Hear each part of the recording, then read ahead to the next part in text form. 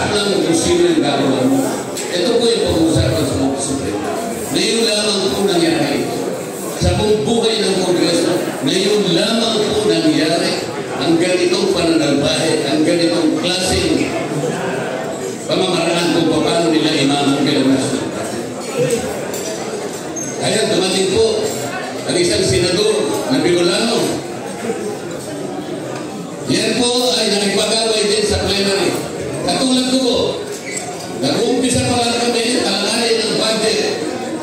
Alam po ba ninyo kung magkano yung budget natin sa taon ito? 6.325 trillion. Noong ako po yung magsimula na makiusap, magtanong ng lang ng ilang bagay, clarificatory questions. Masyadong malaki po yung budget. Wala man lamang po nagbigay sa akin ng permisyon na ako'y makapagtanong. Tama po ba naman yun? Kauna-una ang araw ng plenary debates, 6.3 trillion pesos. General principles lamang ang pag-uusapan. Bakit po isang batalyon ang sumabang sa akin? Hindi man lang ang makapagtanong. Yun po yung problema. Maski si Senator Wilbert Lee, tinangkanyang agawin yung mikropono na gusto niya rin magtanong, hindi rin siya pinayari. Ganun po yung nangyari. So ang kinalabasan po ay isang bicameral report na punong-puno ng blanco at pagkatapos yun ang pinagbasihan ng ating General Appropriations. Ito po ngayon ang sisa sa atin na kailangan po talagang maglinis tayo sa bansa. Sa Maynila, alam ko na po kung anong gagawin ni Mayor Yorme. Magaling maglinis talaga.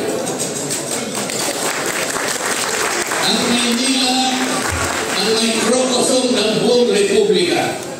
Sinasalamin ng Maynila kung ano ang kalagayan ng ating bansa. Kailangan po natin ang mga senador na maglilingkod po sa inyo ng dapat. Tatlo po dito sa Kapulong narito ay nandito po. Nandiyan po si Senator Philip Salvador. Nandiyan po si Senator Manoy Wilbert Lee. Salamat pala, Senator Wilbert. Ang tawagan po kasi namin sa Congress dahil nauna po ako sa kanya. Sino po ang may panungalan nito? Ang tawag po na sa akin, teacher. O tinawag ko naman siya PUP. Okay lang. Ang ginawa po ni PUP ngayon, yung malalaki po mga billboard sa buong Pilipinas. Siya po ang pinakamaraming billboard na na-install sa buong Pilipinas. Marami, malalaki, strategic. Kulang na lang talagyan po niya yung Scarborough Zone. Ang ginawa po niya, sabi na, teacher, dahil gusto kitang turuan. Papalitan ko yung nauna kong nilagay. Ilalagay ko na yung mukha natin sa isang billboard at ang title, The Defenders. Yung po ang nangyayari ngayon.